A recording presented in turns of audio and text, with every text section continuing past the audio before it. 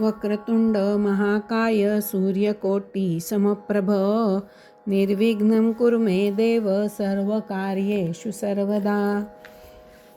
श्रीकृष्ण गोविंद हरे मुरारे, हे नाथ नारायण वासुदेव।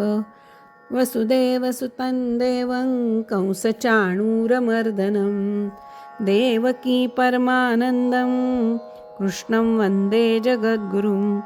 कृष्णाय वासुदेवाय हरये परमात्मने, प्रणतक्लेशनाशाय गोविन्दाय नमो नमः।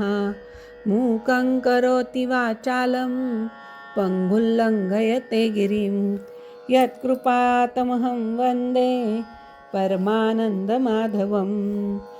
आकाशात् पतितं तोयं यथा गच्छति सागरं, सर्वदेव नमस्कारं केशवं प्रति गच्छति। या कुन्दे नृतुषारहारधवला, या शुभ्रवस्त्रावृता, या वीणावरदण्डमण्डितकरा, या श्वेतपद्मासना, या ब्रह्माञ्चितशङ्करप्रभृतिभिर्देवैः सदा वन्दिता, सा मां पातु सरस्वती भगवती निःशेषजाड्यापहा। गुरुर्ब्रह्मा गुरुर्विष्णु गुरुर्देवो महेश्वरः, गुरुः साक्षात् परब्रह्म तस्मै श्री गुरवे नमः।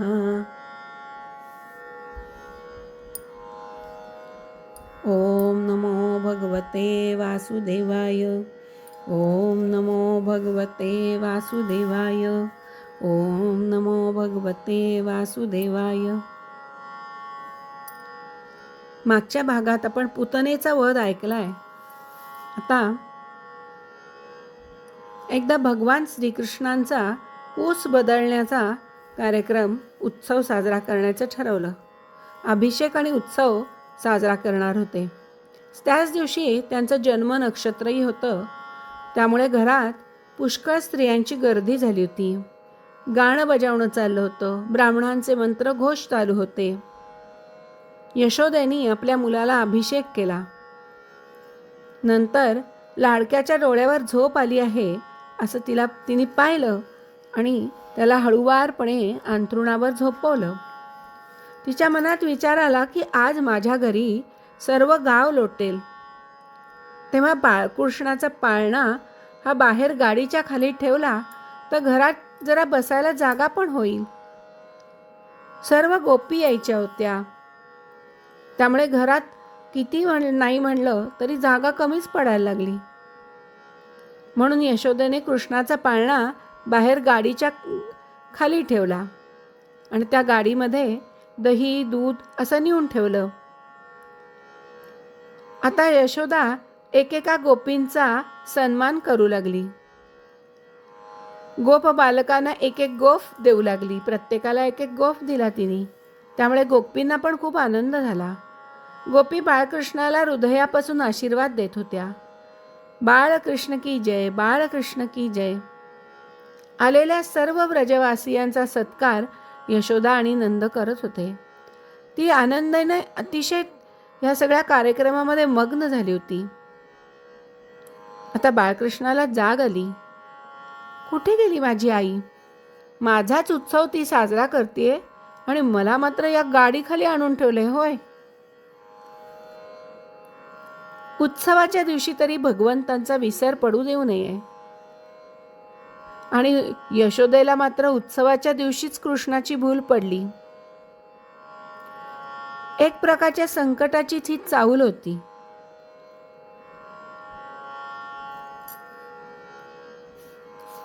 आणि मग गोपींचा सन्मान करता करता यशोदा कृष्णाला विसरली। कृष्णाला फार खेद झाला। त्याने पण गंमत करायचं ठरवलं। तो रडायला लागला, पण त्याचं रडणं आईपर्यंत पोचेच ना। आईला काहीच ऐकू येईना। हात पाय हलवून जोर जोराने तो आक्रोश करू लागला। रडता रडता त्याच्या ध्यानामध्ये आलं की पुतनेचा भाऊ या गाडीवर येऊन बसलेला आहे।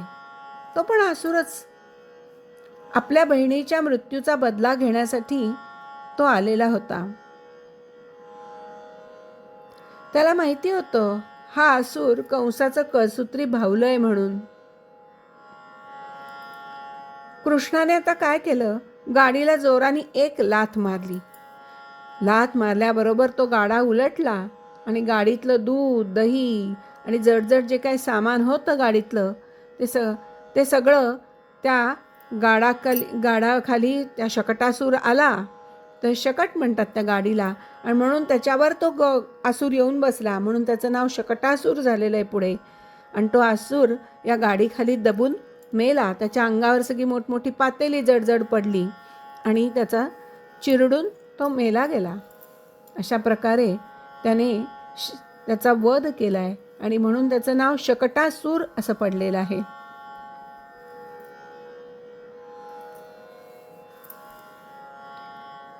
या प्रसंगातून भगवंताला काय दाखवायचंय बरं, की तुम्हीही देवाला आपल्या प्रपंचाच्या गाडीखाली ठेवला तर तुमचीही गाडी उलटेल.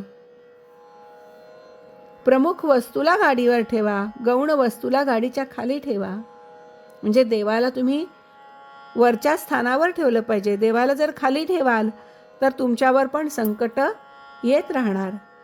यशोदेनी देवाला गाडीच्या खाली निजवलं आणि दूध, दही आदी भोग पदार्थ गाडीवर ठेवले. भगवंताला गौण स्थान दिलं. सांसारिक भौतिक पदार्थांना प्रमुख स्थान दिलं आणि म्हणून ती सारी गाडीच उलटून गेली.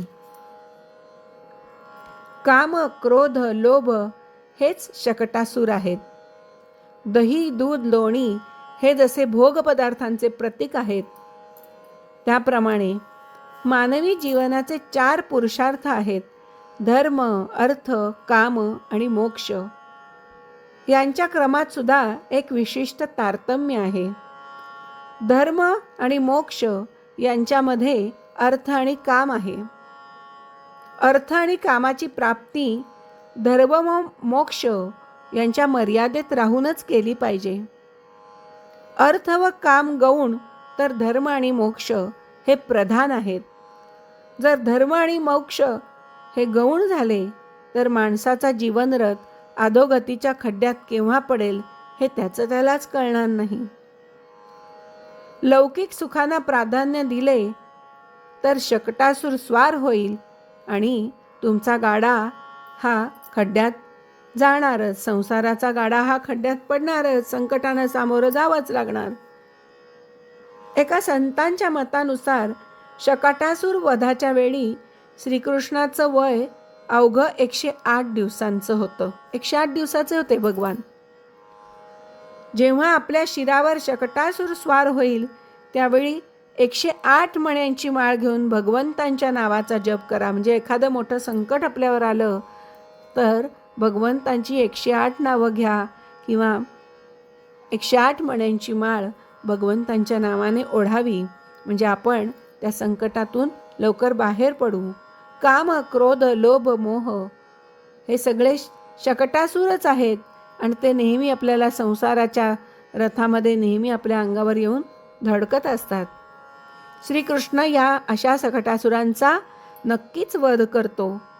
जेव्हा जेव्हा तुमच्या हृदयावर काम, क्रोध, लोभ, मोहरूपी शकटासूर स्वार होतील तेव्हा तेव्हा आपण हातात माळ घेऊन नारायण नावाचा जप करावा.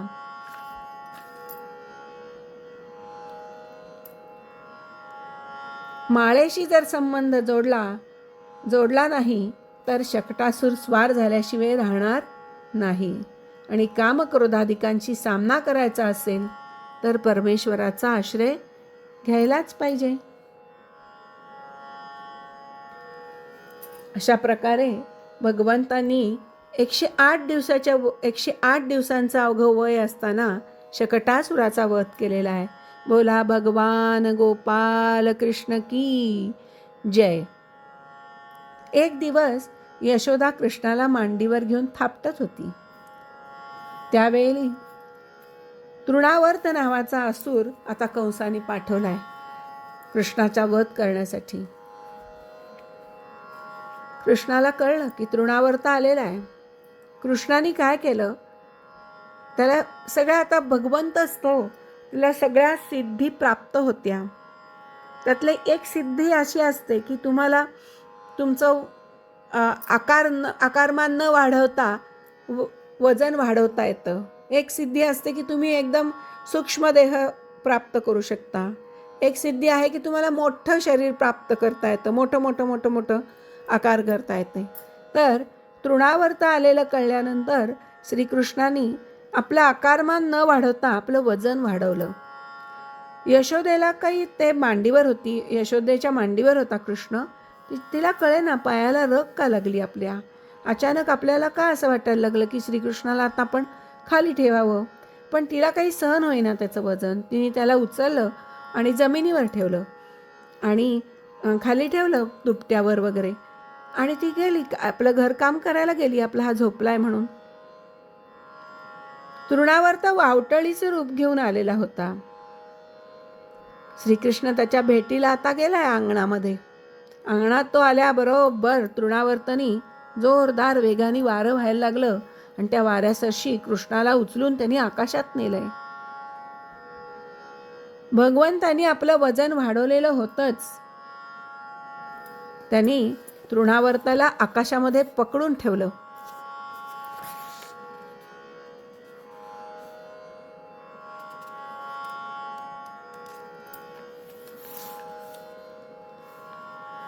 आणि मग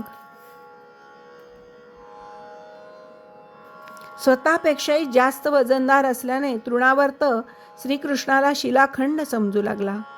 कृष्णाने त्याचा गळा असा पकडला की तो त्या अद्भुत बालकाला आपल्यापासून बाजूला करू शकला नाही. इतक्या जोराने श्रीकृष्णाने त्याचा गळा पकडला की तो दैत्य निश्चेष्ट झाला.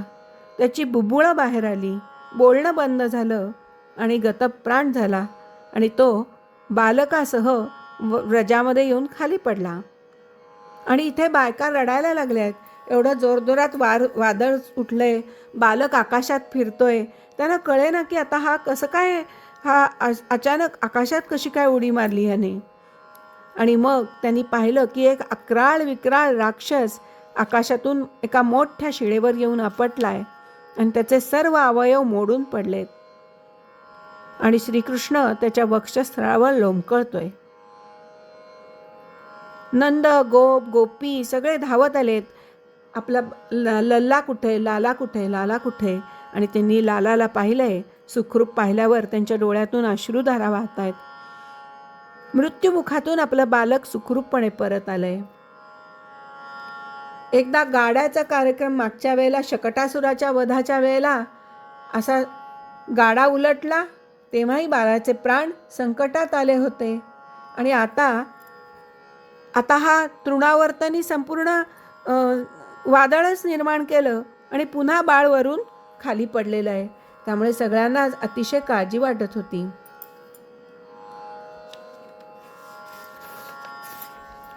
सगळेजण भीतीने थरथरू लागले होते. पण बालक सुखरूप पाहून सगळ्यांनाच आनंद झाला. पटकन यशोदेनी बाळाला आपल्या मांडीवर घेतलं आणि त्याला दूध पाजलं. दूध पिऊन बाळ तृप्त झाले. तेव्हा यशोदा त्याचं सुमधुर हास्य बघून त्याचं मुख कुरवाळत होती.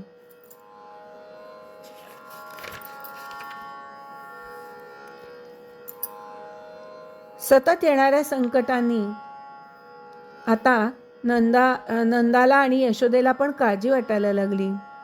त्याने ब्राह्मणांना बोलवून सामवेद, ऋग्वेद आणि यजुर्वेदाच्या मंत्राद्वारे पवित्र औषधींनी बाळकृष्णाला स्नान घातलं, पुण्यवाचन करवलं, ब्राह्मणांना दान दिली. मुलाच्या उत्कर्षासाठी ब्राह्मणांना सर्वगुण संपन्न अशा ब्राह्मणांना वस्त्र, पुष्पमाळा, सोन्याच्या साखळ्या, सजवलेल्या गायी दान दिल्या. इतकंच काय तर ज्या गाडीखाली शकटासूर गेला होता त्या गाड्याचीही त्यांनी पूजा करून घेतली की पुन्हा आता कुठलंही संकट भगवान श्रीकृष्णांवर येऊ नये.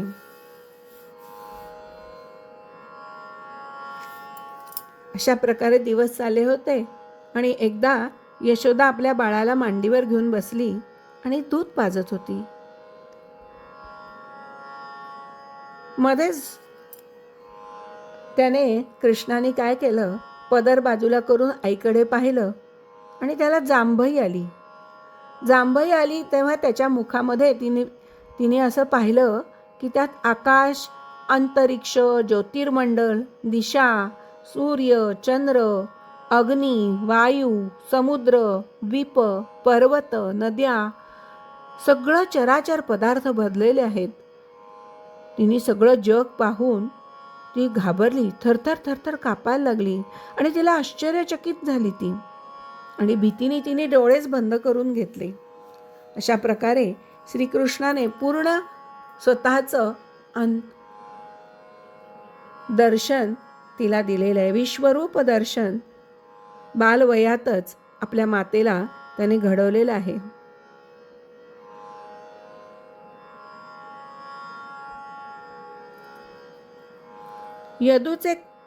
या यदुवंशाचे कुलपुरोहित महातपस्वी श्री गर्गाचार्य हे होते.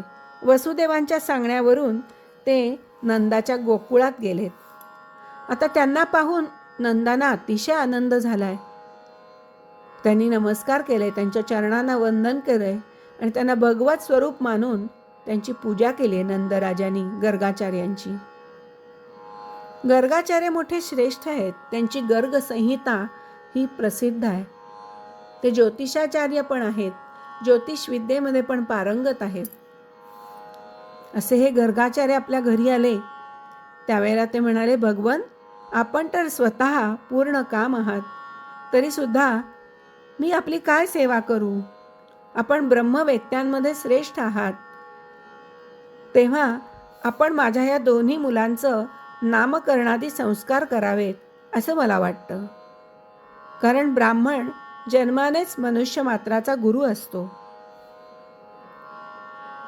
गर्गाचार्य म्हणाले, मी सगळीकडे यदुवंशीयांचा पुरोहित म्हणून प्रसिद्ध आहे, पण मी जर तुझ्या पुत्रांचे संस्कार केले तर लोकांना समजेल की हे देवकीचेच पुत्र आहेत म्हणून.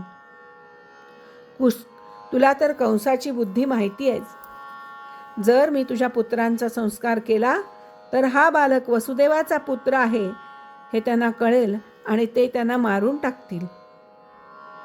नंद म्हणाले, आपण गुपचूपपणे एकांतात गोशाळेमध्ये स्वस्ती वाचन करू आणि या बालकांचा द्विजातीला योग्य असा नामकरण संस्कार करूया. माझ्या लोकांना सुद्धा ही गोष्ट समजणार नाही याची मी खबरदारी घेईन. संस्कार करणं हे आपलं कर्तव्य आहे असं गर्गाचार्यांना वाटत होतंच, आणि म्हणून त्यांनी पण या गोष्टीला होकार दिला. आणि खरं तर नामकरण विधी करण्याच्या हेतूनेच ते नंदाच्या घरी आले होते.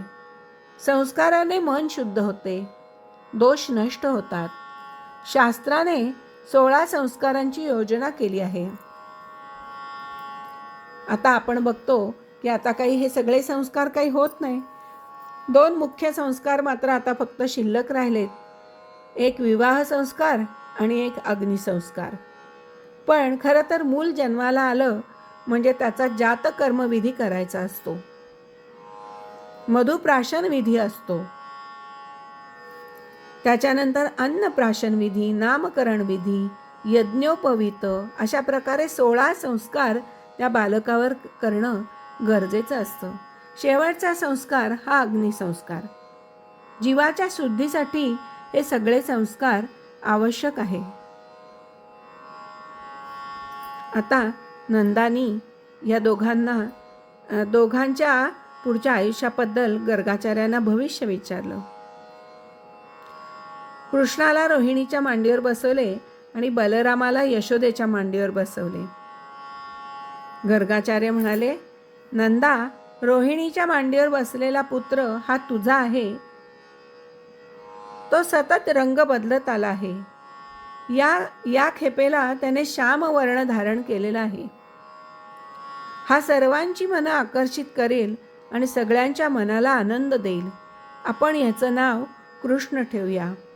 हा मुलगा मोठा ज्ञानी होईल. याची जन्माक्षरे फार चांगली आहेत.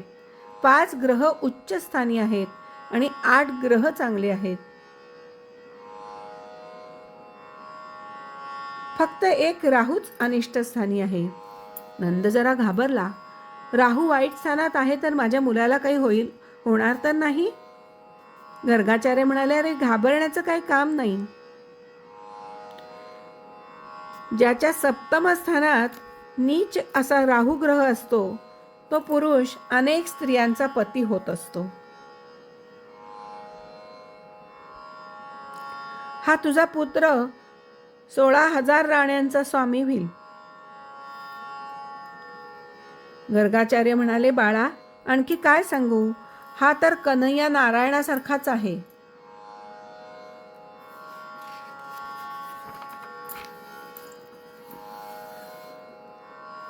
तसं तर श्रीकृष्ण आणि नारायण यांच्यात काहीच अंतर नाही. नारायणात 60 तर मुरली मनोहर कृष्णात 64 गुणांचं वर्णन केलेलं आहे. म्हणजे नारायणापेक्षा कृष्णामध्ये 4 गुण अधिक वर्णिले आहेत. कोणते 4 गुण बरं? तर रूप माधुर्य, लीला माधुर्य, वेणू माधुर्य आणि प्रिया माधुर्य हे श्रीकृष्णाचे 4 अधिक गुण आहेत.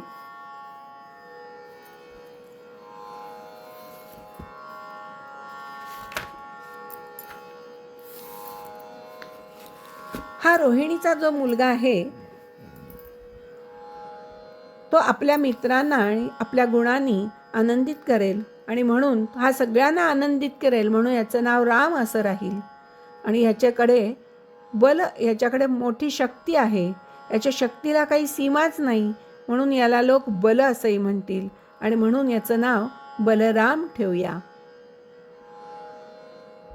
हा यादव आणि तुमच्यामध्ये कोणताही भेद ठेवणार नाही म्हणून याचं एक नाव संकर्षण असं होईल.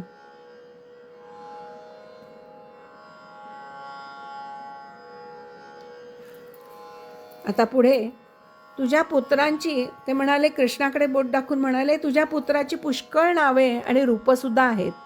जितके गुण जितकी कर्मे त्या सर्वांना अनुसरून वेगवेगळी नावं आहेत. मी सगळं ते जाणतो पण सर्वसामान्य लोक हे जाणत नाहीत. हा तुम्हा लोकांचं परम कल्याण करेल. सर्व गोपांना गायींना आनंदित करेल आणि याच्या साह्याने तुम्ही मोठमोठ्या संकटातून अगदी सहजपणे पार पडाल. अशा प्रकारे नंदाला समजावून सांगून गर्गाचार्य आपल्या आश्रमाकडे परत गेले. नंदाला अतिशय आनंद झाला. त्याला वाटलं की आपल्या सर्व आशा आकांक्षा इच्छा सगळं काही आता पूर्ण झालंय.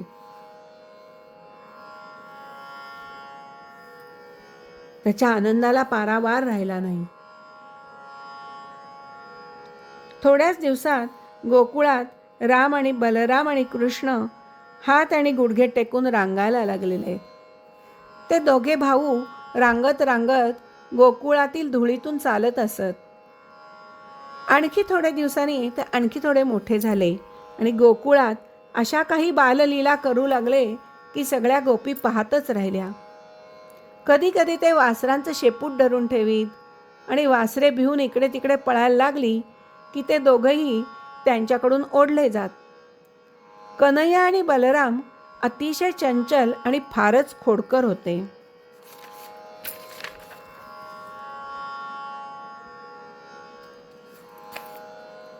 सगळ्या गोपी त्या सारख्या येऊन यशोदेकडे तक्रार करत असत. अगं यशोदे, हा तुझा कान्हा अतिशय खोडकर झालाय. गाईची धार काढण्याची वेळ झालेली नसताना सुद्धा हा वासरांना सोडतो आणि आम्ही रागावले की खो खो करून हसू लागतो. आमचं गोडगोड दही दूध हा चोरून खातो. अगं ह्याने स्वतः एकट्याने खाल्लं तर गोष्ट वेगळी, परंतु हा वानरांना पण हे घालतो आणि जर ते पोट भरल्यामुळे ते खाऊ शकले नाही ना तर हा आमचे माठ फोडून टाकतो. ह्याला एखादी गोष्ट आमच्या घरात मिळाली नाही तर तो घरातल्या लोकांवर रागवतो आणि आमच्या मुलांना रडवून पळून जातो. असा हा तुझा कान्हा भारीच खोड्या करतो.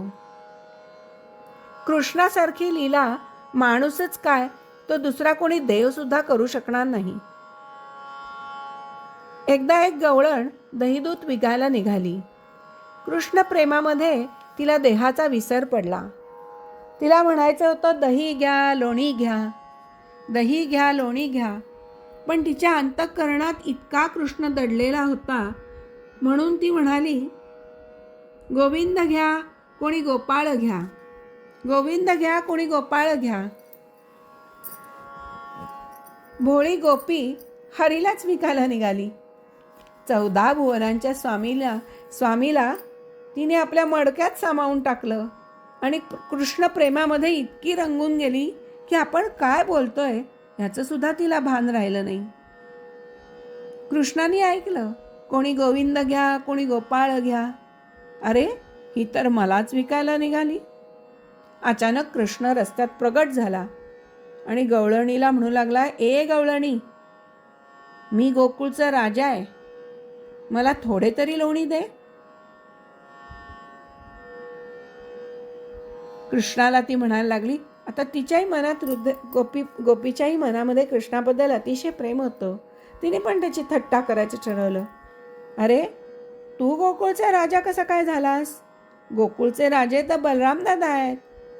तुला नाही हा देणार मी त्यांनाच लोणी देईन माझ्याकडचं.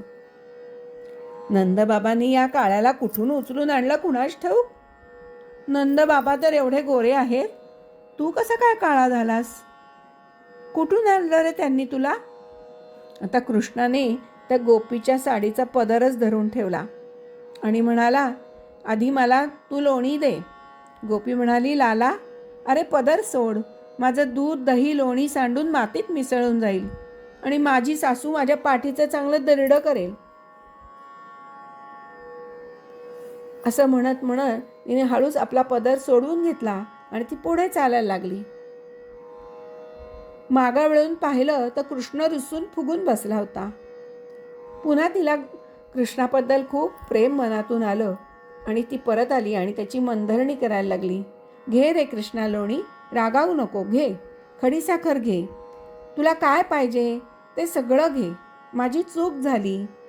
असं म्हणून ती कान पकडायला लागली. पण कृष्ण काही आता मानेना, तो पण हट्टून बसला.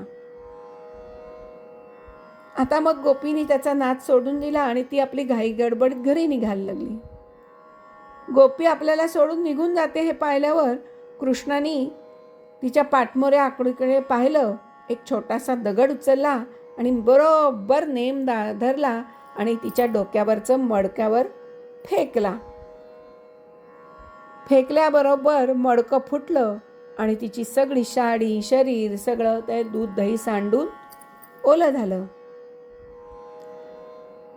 कृष्णाशिवाय अशी लीला कुठलाच देव करू शकणार नाही. अशा प्रकारे खोडी काढली, तिथून धूम ठोकली आणि घरी येऊन आपल्या आईच्या मांडीवर गुपचूप बसला. यशोदा म्हणाले, का बरं हा गप्प बसलाय, का बरं गप्प बसलाय?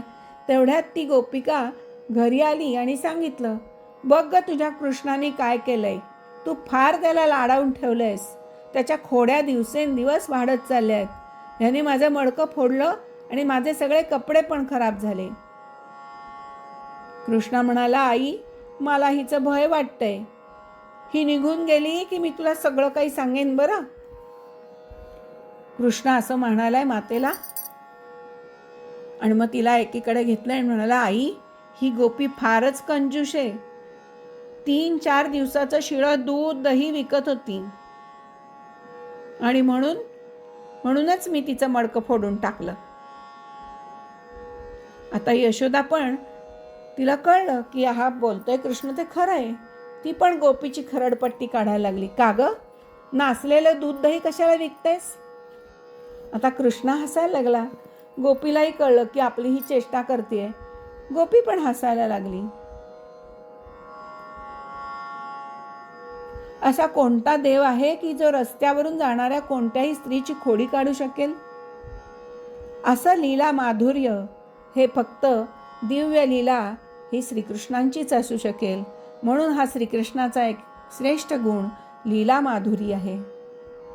त्याचं अनुकरण दुसरा कोणी अन्य देव तर करू शकत नाहीच. बोला गोपाल कृष्ण भगवान की जय. एके दिवशी बलराम आणि सगळी गवळ्यांची मुलं कृष्णाबरोबर खेळत होती. त्यांनी यशोदेला सांगितलं, आई आई. बलराम दादा धावत आलाय आणि म्हणाला, आई कन्हैयाने माती खाल्ली, कन्हैयानं माती खाल्ली. श्रीकृष्णाचे डोळे भीतीने गांगरले होते. यशोदा खूप रागवली आणि म्हणली, काय रे नटखट, खरंच सांगतात का ही पोरं? खरंच माती खाल्लीस तू? आ कर, तोंड उघड. बलराम दादा सांगतोय ते खोटं सांगतोय? आ कर. श्रीकृष्ण म्हणाला, आई मी माती खाल्ली नाही. त्यांनी मानेनीच सांगितलं, मी माती खाल्ली नाही, कारण तोंडात माती होती. हे सगळे खोटे बोलतायत. असं तुला नाही खरं वाटत? बघ माझ्या तोंडात. असं म्हणून त्यांनी डोळ्यांनी सगळे करून दाखवलं हे सगळं आणि म्हणला, माझ्या तोंडात पहा. आईला सांगितलं आणि आ केला. यशोदा म्हणाली, बघू बरं, तोंड उघड. असं म्हणून तिने आ करायला लावलाय त्याला. श्रीकृष्णाने आपलं तोंड उघडलं. त्यांच्या मुखामध्ये चराचर विश्व, आकाश, दिशा, डोंगर, द्वीप, समुद्रासहित सर्व पृथ्वी, वायू, अग्नी, चंद्र, तारे, ज्योतिर्मंडल, पाणी, तेज, पवन, आकाश, पंचतन्मात्रा, काल, स्वभाव, कर्म, वासना, शरीर इत्यादी विभिन्न रूपात ते सगळं विश्व त्यांना दिसलंय. श्रीकृष्णांच्या उघडलेल्या तोंडामध्ये लहानशा मुखात पाहून यशोदा एकदम अचंबित झाली. दुसऱ्यांदा तिला हे विश्वरूप दर्शन घडलंय. ती विचार करायला लागली, हे स्वप्न आहे की भगवंताची माया? का माझ्या बुद्धीत काही भ्रम निर्माण झालाय? का या माझ्या मुलाला जन्मताच काही योगसिद्धी आहे? अशा प्रकारे विचार करता करता यशोदेला ईश्वरी तत्वाचं ज्ञान झालं. सर्व शक्तिमान प्रभूंनी आपल्या पुत्र स्नेहरूप वैष्णवी योगमायेचा तिच्या हृदयात संचार केला आणि योगमायेच्या रूपाने पाहिलेली घटना यशोदा ताबडतोब विसरली. तिनं आपल्या लाडक्याला उचलून मांडीवर घेतलं आणि तिला प्रेमाचा पाना फुटला.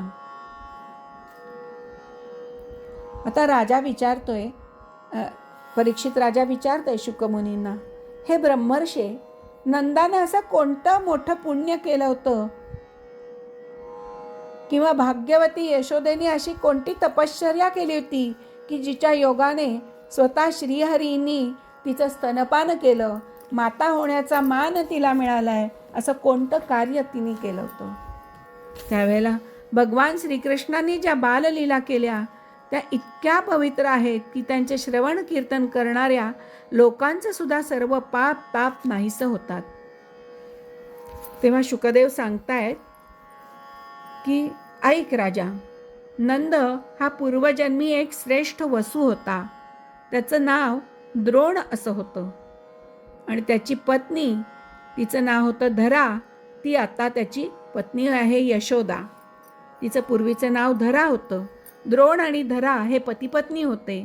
त्यांनी ब्रह्मदेवांच्या आदेशांचं पालन करण्याच्या इच्छेने म्हटलंय, भगवान, आम्ही जेव्हा पृथ्वीवर जन्म घेऊ तेव्हा जगदीश्वर भगवान श्रीकृष्णांच्यावर आमची अनन्य भक्ती निर्माण व्हावी आणि जिच्या योगाने संसारातील लोक सहजपणे दुर्गतीला पार करून जातात असे भगवान आमच्या पोटी जन्माला येऊ देत.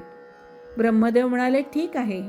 आणि तेच परमयशस्वी द्रोण व्रजामध्ये नंद नावाने जन्माला आले आणि तीच धरा यशोदा झाली आहे आणि भगवान आता त्यांचे पुत्र झाले. सर्व गोपिकांपेक्षा नंद आणि यशोदा यांचे त्याच्यावर अत्यंत प्रेम जडले. अशा प्रकारे